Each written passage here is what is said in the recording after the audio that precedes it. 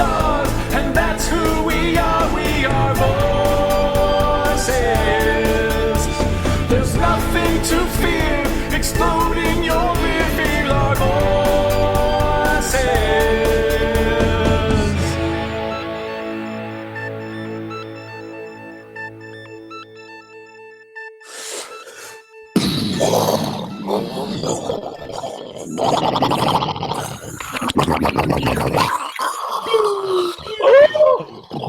Oh, boys. What's up, Carl? Not much, Ed. How you doing? Great. It's nice to be back. I'm sure a lot of people are going to be surprised by this because we haven't really announced this, and I've been kind of excited to just spring it on people. And Same here. Same here.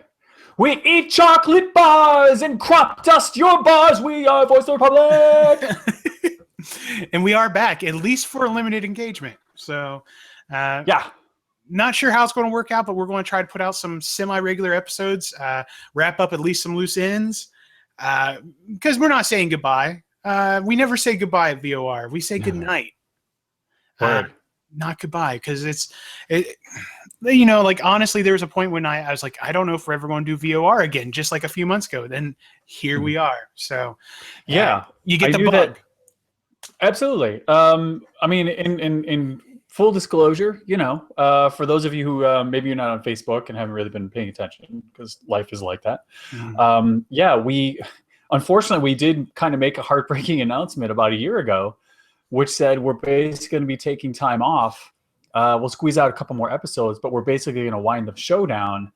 But we'll come back for Star Wars: The Force Unleashed, and then a lot of life happened. Carl got incredibly busy with his next semester at school. Mike got incredibly busy with everything. Work and everything. You What name it. isn't he doing right now? Yeah, it's like a house dropped on him, just a house of woe. And then a truck dropped on him. And then his truck tried to kill him, like it was a Decepticon. Yeah. And he's doing fine, by the way. And then I got a bit of cancer. So just a little bit. Just a small deadly thing that disrupts your life. So that's how, taking a couple months off turned into we're finally getting our act together a year later to come back and talk to you guys. So yeah, it's great to be back and to be able to be back. So yes, because honestly, there was that story about the terminally ill fan that wanted to see the Force Unleashed before he died, and I hate that story. Not because it's a bad story, but because just you're an asshole. Well, yes, that's exactly. Come on.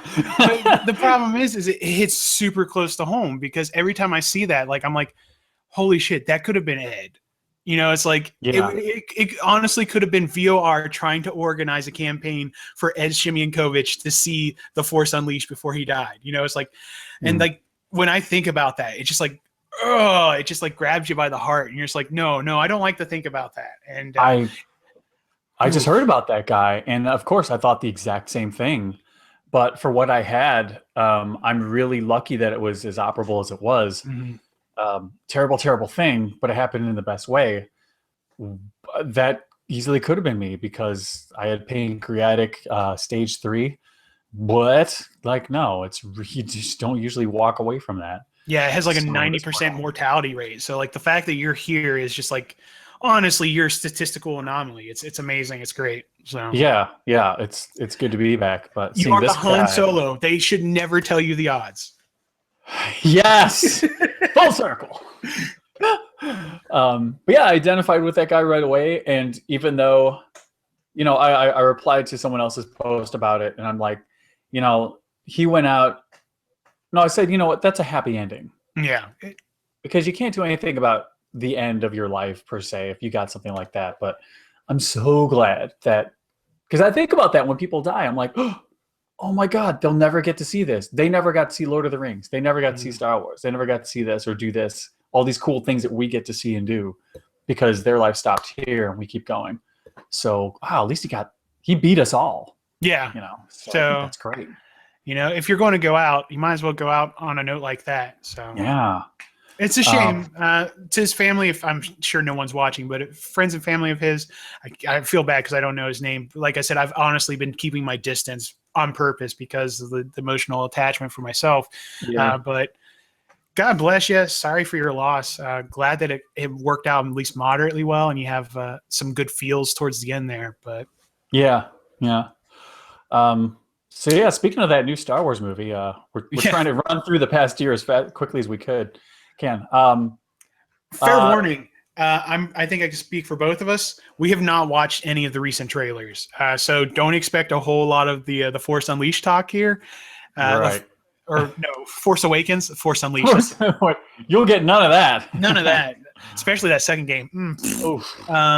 But yeah, the Force Awakens. I purposely have been going out my way to avoid the trailers because it's very obvious that Disney has kind of like let loose a lot of information. And like, even though it's not big information, I'm the type of guy that like, once I'm sold on something, I don't need to be more sold on it. Right.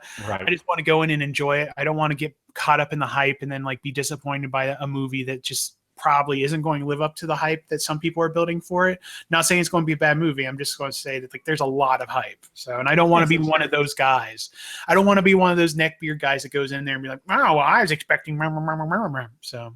Yeah, I mean, for me, it's all about the wonder. I did watch I watched the trailer when I was in the hospital, and I watched it a lot last year.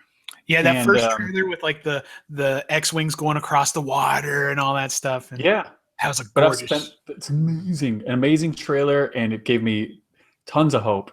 So now that we're on the other end of it, yeah, I've spent the last year. I managed to create sort of a fog.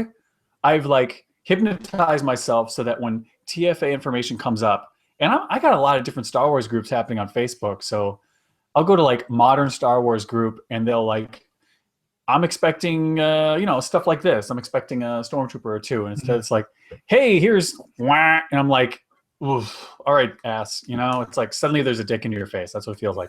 I don't want to see it yet. Yeah. It's a dick pic to me. Yeah. Have dinner and then send dick pics. So yeah, I got to get a couple of drinks in me before I start looking at dicks. Yeah, but I've managed, but I've managed to like fog it over. So even as I scroll through the day, I don't do spoilers. The VOR fans on Facebook have been great about not really putting a lot of crap out there. Mm-hmm. But let me tell you, the new trailer's out. I hear it's great. Here's the kind of exposure that I've allowed myself in terms of the new movie. It's a lollipop attached to a flashlight, and oh, look at that! It's a girl on a little speeder thing. That's cool. Yeah, and then it's Chewbacca and some other people, and there's the girl, and there's the robots. So that's it. Yeah. That's my trailer, and I'm gonna eat it. Dispose of it so you don't accidentally spoil anything. I'm eating my motherfucking spoilers.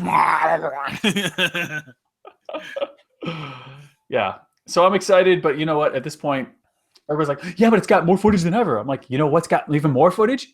A month from now, I'll be in the fucking seat. Exactly. And and that's the thing is I'm sold on it. And I keep on, people are like, oh, you're not watching? I'm like, why? I'm sold on it. Like, that's what trailers are for. They're advertisements. I was like, I already know I'm going to see this movie at least once, and probably like multiple times by the time it's done in the theater. So it's like, I don't need to watch the trailer now. That's just teasing. That's just, it's like, it's not an appetizer. That's just like, that's looking at pictures of food. Yeah, thank you. Totally. But we have been keeping up on some Star Wars, specifically Star Wars Rebels, which is the topic for tonight. If you're ready to move on, I'm sorry. No, absolutely. Just segueing like a motherfucker here. I don't care. No, that's like a honey badger. Like a professional. But yeah, Star Wars Rebels seasons 2 just started like a month ago. Like not very far. We're only 4 legitimate episodes in, and then also the TV movie. So fair warning, spoilers for Star Wars Rebels up to the 4th episode of season 2. So yeah, just fair warning. Going forward. So that's it. You've been warned. You cannot complain. Anyway. You will probably complain that you'll not be able to watch these episodes on this show because you can't read. Yeah, we're clearly going to have to like put in the title like not fucking pirated copy of Star Wars Rebels. I don't know. Right. But I think it's kind of funny. When we first talked about it, we were talking about our impressions of it. Did we really get to talk too much about the show? I think we only got to cover like a couple episodes when it was actually on the air, and everything we did before that was like covering the lead up to it with like the little vignettes and the character designs and con announcements. Yeah, it unfortunately it was very speculative because we only had like 2 shows to judge it by and to make any comment by. Yeah, and but uncharacteristic for us, I think we were actually pretty positive on it. Like I think even like from the early previews, like I'm usually the most cynical when it comes to this sort of thing, because we all have our things that we're cynical about, and when it comes to the animated Star Wars stuff, like I'm Mr. Cynicism. And even like on that preview episode, I think I was pretty much like, I'll give it a chance. No loss to me. And started out the first season, really impressed. What do you think of the first season? The first season managed to it kept a great steady it kept a feel, but you know, I've only been thinking about this for a while now, but it's just that, all right, first of all, the first thing I was really excited about, and I said this in the preview episode, is that with my problem with Clone Wars overall was that they didn't really choose an audience. And I felt this was a setback because, again, it'd get really violent and they're like, yeah, well, you know, it's a mature cartoon. I'm like, really? Because then when you get into the pedestrian writing and this terrible cheesy dialogue and situations that are just awful, you're like, well, yeah, it's a kid's show. I'm like, no, you need to choose. Is it for like guys like us? Is it for kids? Or is it like the first movies were for everyone? And you can say they're for everyone, but they're not. They're not written intelligently enough for adults. I'm sorry for adults that are totally eating this thing like, oh, Clone Wars. But they're not. They're not that smart. But they're too violent for kids, in my opinion. Yeah. So this finally got it right. And yeah, the dialogue it's Star Wars-y, but it's clearly for kids. The situations are very reminiscent. I find myself thinking back to like, because I watched, be like, ugh. But I'm like, hey, think about when you're a kid. You would eat this up, and those situations, you know, like people. All right, you got a couple of Jedi who are now there, and they're doing amazing feats as they should because they're Jedi. But then you get other people who like run too fast, jump too high, lift everything up in the air without like hardly any effort. It bothers me, but it is a cartoon. And when I think back to when I'd play as a kid, that's exactly how I played. So they're really tuning into this younger audience, and I'm on board. I'm okay with that. So, but it's still left enough for me in terms of Star Wars feel, so that I was engaged and I got into it. And I think going to like the whole age thing, I think what they did was they narrowed the age gap of what they were targeting. Because Clone Wars, it honestly, like you said, it felt like it could be for a 5-year-old. You know, it's like complete down to the fact that like they had a narration on the opening scrolls because, you know, they assumed a large portion of the audience wouldn't be able to read it. I mean, it's like just being practical here. That's one of the reasons why it's narrated at the beginning of every episode instead of just having the traditional silent Star Wars scroll. Makes sense. You know, to me, Star Wars Rebels feels like it's kind of like the ages 8 to 15. It's like it's more young adult. I feel than child, and you know, it's like because there are some like there's still some of that little manic like a lot of stormtroopers get killed. You know, a lot of fucking stormtroopers get killed, and sometimes heinously, like getting thrown off shit, and you know, or like and a lot of people get spaced. Yeah, like kids probably don't have a concept of how bad a thing that is. Exactly, because that literally just happened in the last episode of season 2, where it's like some guy gets catapulted out in an airlock, and you're just like, holy shit, and like they treat it really casually. I'm just like, holy shit, that guy's dead. Yeah, it's like they just shot him out into space. He goes out. It's kind of like if you threw someone into the ocean, they would flail around until they drown, but you don't always stick around till they drown. Yeah, this one he flails.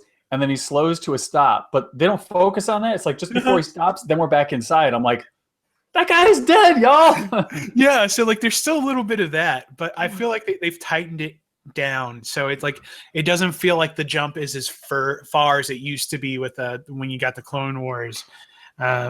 And I'll tell you, going a little further into like season 1, just as an overview, because I don't want to spend too much time on season 1, because we got like 4 episodes in a movie of season 2 to talk about, and that's the new stuff. People want to hear about the new stuff, but I thought season 1 had a lot of a strong story, and it did something that Clone Wars didn't do, which Clone Wars felt like had a lot of filler to me. Like you get those homage episodes. Like there was the one episode, and I'll tell you, this is exactly the episode that like I was just like, fuck it, I'm done with Clone Wars.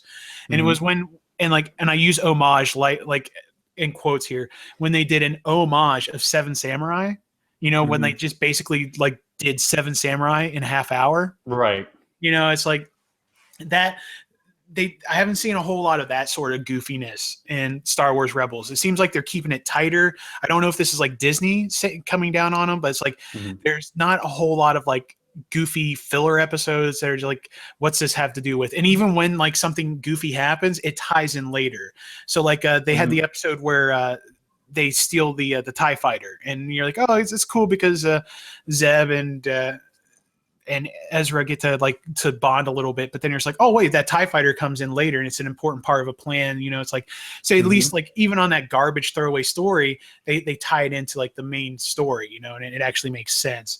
And I think that's one way that like Star Wars Rebels is far above Clone Wars. Like I feel like there's very little wasted motion as far as storytelling, and it's not just like telling cool shit for the sake of it's telling cool shit. Like you're getting character development, you're learning plot points. There's always seems to be a reason, and I think that also kind of really plays into the nature of the Force, which is a big part of this TV show, where everything feels like it's happening for a reason. It feels like there's an invisible force pushing them forward through the story.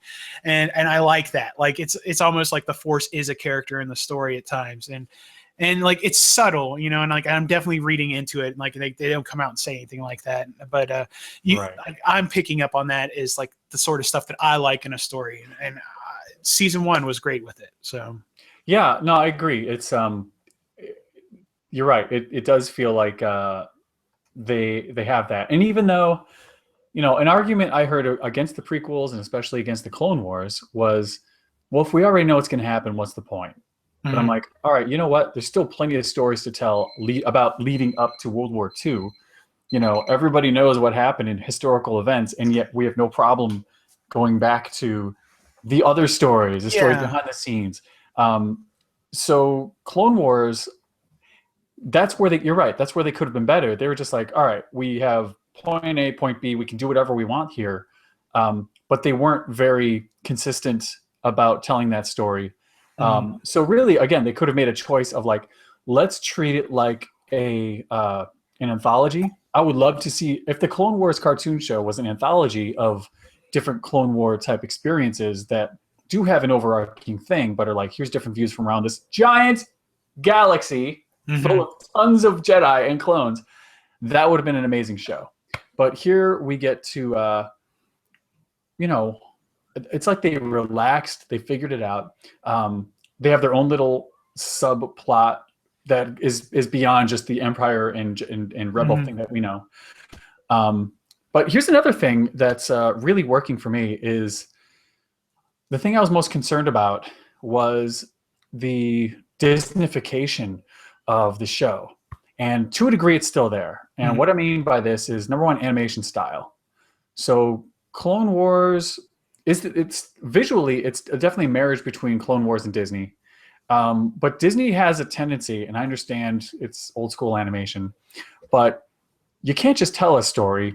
You know, everything's expressive, and if it's not moving, well, then it just doesn't belong there, and you're probably going to lose your job. You know, everything has a life, and you're like, all right. You know, some people do it really poorly. Disney's obviously learned to do it really well. So some of that is too much for me. I understand it's Disney, but it's just, it gets distracting in the storytelling. On the other hand, things I was worried about during that first episode we did, Sabine being too spunky and too rebellious. I'm gonna spray paint everything. I'm gonna put art under this Star Wars world. Ezra being too much of just a pain in the ass that somehow is going to become like another Anakin Skywalker Last Hope kind of weird thing, and Cowboy Jedi. It's like those terms, those don't really apply anymore once you watch the series. And even this first season, these characters have become more than that. Thank God.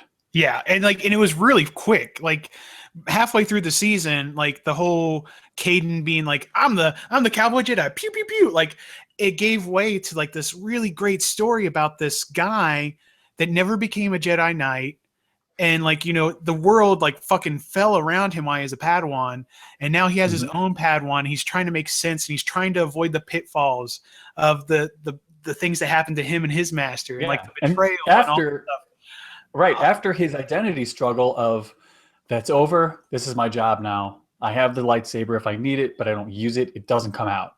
It's last resort shit. But he is completely living his life on the down low as a smuggler for good, but still a smuggler. And it makes, I mean, we were upset about these titles they put on him anyway, of like trying to sell these characters without us even knowing who they are.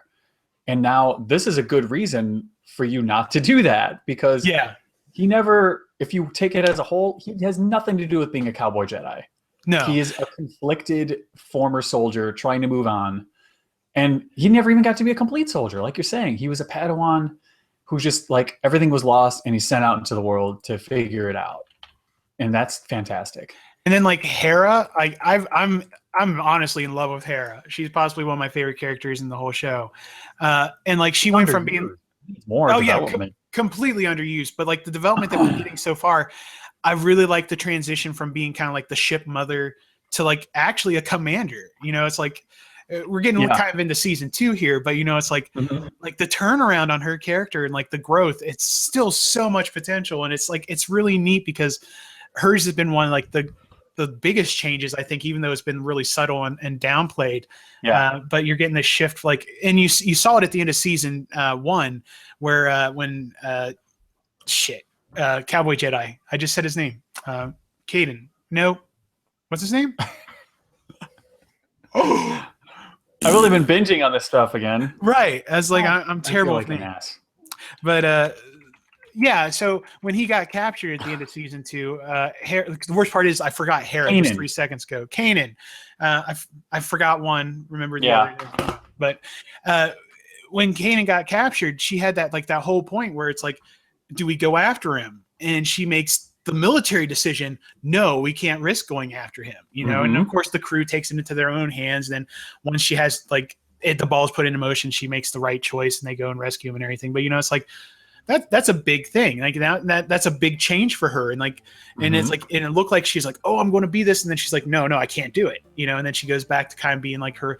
It's really interesting, and it's nice to see characters actually weighing out situations and like things taking a toll on them. And it's very like, it's not mature writing, but it's mature storytelling. And I really like, it's everything that I wanted out of Clone Wars and never got. So yeah. But we should wrap it up for now. Yeah, I was just gonna say, let's keep it going tomorrow. So we'll audio people, you can keep on getting more of this either at iTunes or podcast feed of your choice. And everything is at vorradio.com for podcast, for our YouTube feed, for our Facebook group, for Twitter. So check us out, get involved, stay with us. Because it looks like we're back. We're going to be making more crap. You want that crap. Yes. But yeah, vorradio.com. Check it out. All right. Till tomorrow, may the Force be with that ass.